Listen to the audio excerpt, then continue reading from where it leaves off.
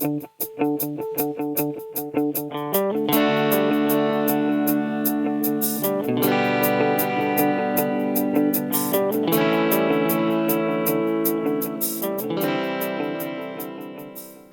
dans les années 60 que naît la volonté d'inciter les entreprises à prendre en compte les impacts de leurs activités en matière d'environnement et d'éthique. Il faudra attendre les années 90 pour que le concept de la responsabilité sociétale des entreprises, qu'on appelle donc RSE, émerge dans le débat public. La RSE a été un des thèmes du sommet de la Terre de Johannesburg en 2002, et en 2010, une norme, la norme ISO 26000, a été publiée qui a défini la RSE comme la responsabilité d'une organisation vis-à-vis des impacts de ses décisions et de ses activités sur la société et sur l'environnement.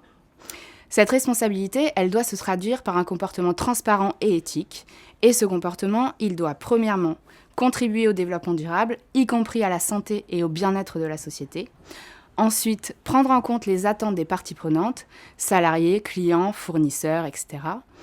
Puis respecter les lois en vigueur et être compatible avec les normes internationales. Et enfin, être intégré dans l'ensemble de l'organisation qui la met en œuvre dans ses relations avec les parties extérieures. Dès la fin des années 90, des entreprises pionnières se sont réunies au sein de la Global Reporting Initiative, ou GRI. Leur volonté était de définir un cadre commun pour que les entreprises et les organisations en général puissent publier des données sur leurs impacts environnementaux établis sur des règles partagées.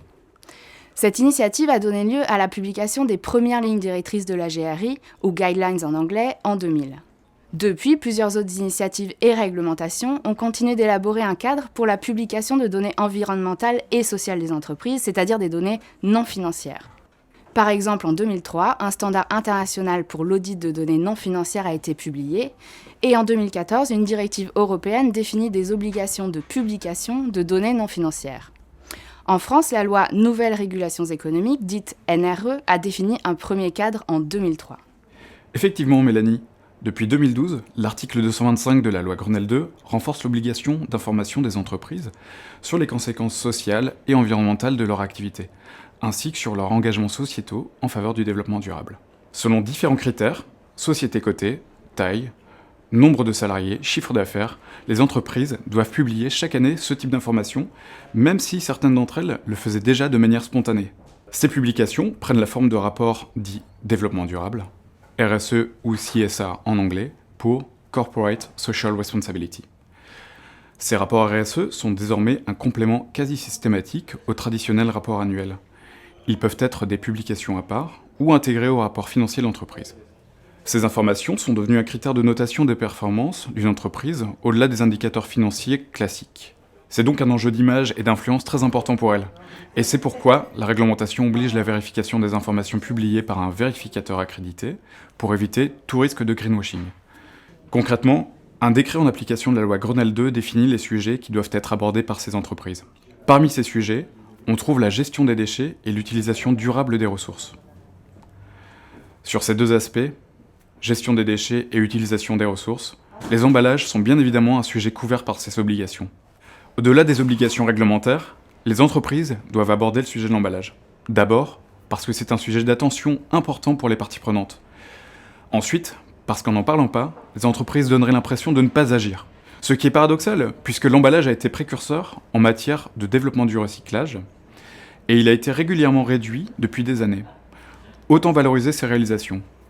Et si aujourd'hui, beaucoup d'entreprises agissent sur la réduction des impacts des emballages, qui est un vecteur de l'image de marque, ce sujet est encore trop peu traité dans les rapports RSE. Pour aider les entreprises à remplir leurs obligations et à valoriser leurs actions sur les emballages, en intégrant l'emballage à leur communication RSE, Eco-Emballage a publié en 2012 un guide pratique qui s'articule autour de 5 règles que nous allons vous présenter avec Mélanie. Règle numéro 1. Resituer l'emballage dans l'activité et les impacts de l'entreprise. L'emballage est souvent perçu comme un futur déchet. Pourtant, il a des fonctions essentielles pour le produit. Il le protège, il permet de le transporter, il permet de limiter les pertes et le gaspillage des produits. Selon les secteurs, son rôle varie.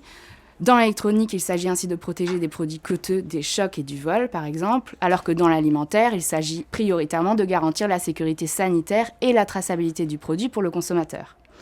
Expliquer cela, c'est important parce qu'un non-spécialiste n'en a pas toujours conscience. Par ailleurs, l'emballage représente une part des impacts environnementaux du couple produit plus emballage qui est variable. Ça peut aller de quelques pourcents pour les produits complexes, comme par exemple un produit technologique, à plus de la moitié pour les produits peu transformés, comme des boissons. Pourtant, 72% des entreprises n'abordent pas la fonction des emballages ou ne présentent pas leur impact environnemental dans leur rapport annuel.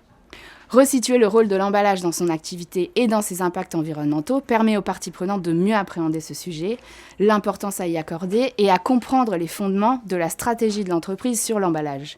Ça démontre que le plan d'action mis en place par l'entreprise repose sur une base robuste. Règle 2. Parler de la prévention, mais de toute la prévention. La prévention des déchets est la première des mesures listées dans la législation européenne et souvent une des premières actions réalisées par les entreprises. C'est également une obligation réglementaire pour la conception d'un emballage, puisque les exigences essentielles imposent qu'il soit conçu et fabriqué de manière à limiter son volume et sa masse au minimum nécessaire pour assurer un niveau suffisant de sécurité, d'hygiène et d'acceptabilité. C'est donc un sujet incontournable pour tout rapport RSE traitant de l'emballage dans une démarche développement durable. Car les démarches de prévention mises en œuvre par les entreprises, que ce soit l'allègement, la réduction du volume, la mise en place de systèmes de recharge et de vrac, ou encore l'intégration de matières recyclées, impliquent d'importants efforts de recherche et de développement et des investissements pour les entreprises.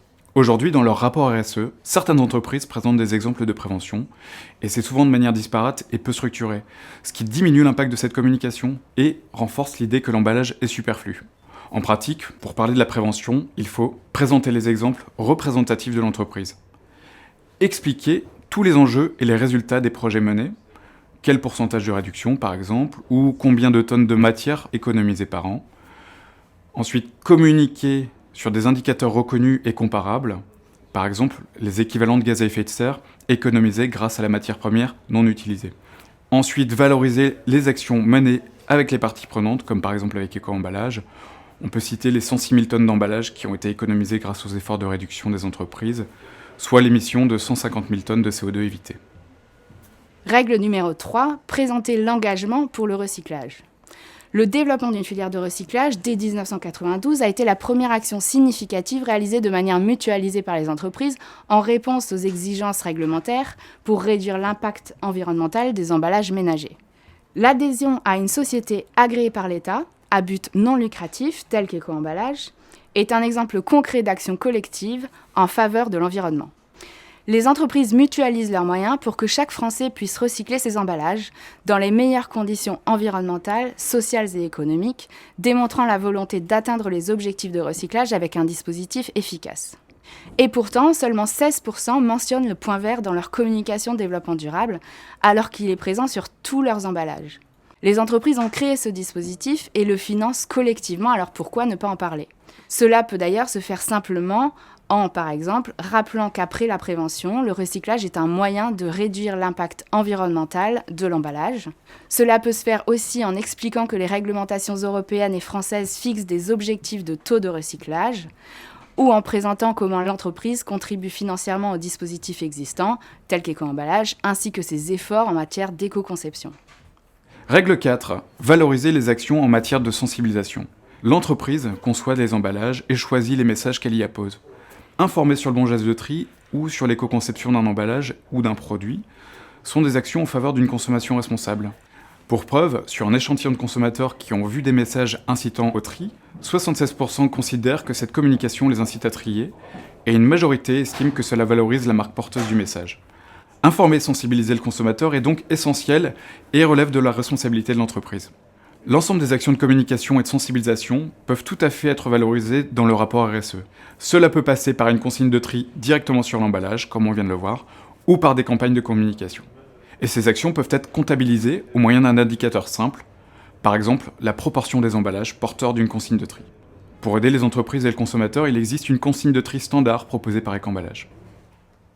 Règle numéro 5, donner des résultats et permettre aux lecteurs de les comprendre. Selon l'étude Utopie pour Eco-Emballage, plus de 72% des entreprises ne présentent pas d'objectifs d'amélioration, d'indicateurs de suivi ni de moyens mis en œuvre lorsqu'elles abordent le sujet de l'emballage dans leur communication de développement durable.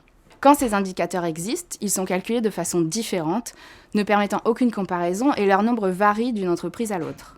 Pourtant, les référentiels en matière de reporting développement durable existent et sont cités en référence par beaucoup d'entreprises dans leurs publications.